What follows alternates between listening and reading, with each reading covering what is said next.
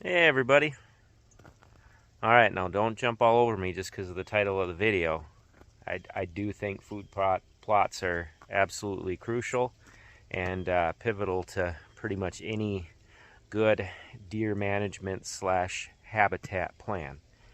They have their role, and yeah, they're pretty much applicable on any landscape. But with that being said, I do not think they are the holy grail of good hunting ground. I think there's a lot left to be desired if your sole focus is food plots. So that's kind of what I wanted to talk about today.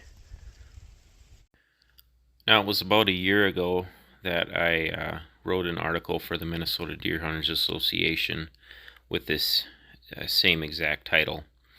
And the main point that I wanted to make in that article was that we as hunters often spend so much of our time focusing on food plots that we don't take the time to actually think about the rest of our property. So think of food plots as being 10% of most properties, 10% of the landscape.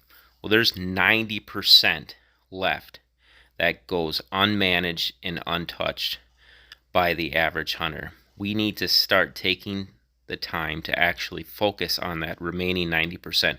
Everybody's doing food plots.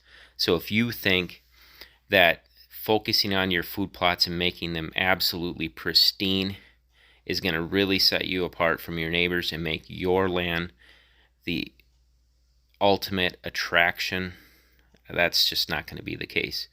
But if you start to open your eyes to the fact that there's so much more than food plots, and start to take that other 90% of your property and start to manage it in a way that you can hold and attract deer and other wildlife, that is going to be the true game changer for you as a land manager and as a deer hunter. Now, don't get me wrong. Like I said, food plots are great. You can't beat the overall attraction level of a food plot. And food plots create a crucial role, or play a crucial role, in establishing that overall daily movement pattern on your property from bedding to food. So they do play a critical role. But the problem with food plots is that guys spend so much time focused on them that they forget about the rest of their property. Also, when they make those awesome, pristine food plots, they feel a need to hunt over them, and they burn out their food plots quick if they haven't created the good security cover on the rest of their property.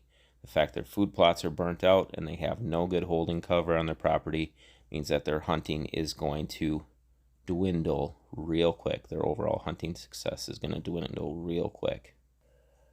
I mean, I've literally seen it where guys have taken their best cover and they bulldozed it down to create a food plot, effectively destroying their property's ability to hold deer in daylight.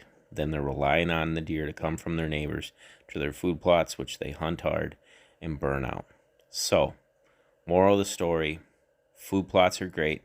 They're crucial to any property, but if you want to set your property apart, you need to start thinking beyond food plots and be willing to put the work in to build up the property and build up the habitat on the remaining 90% of your property.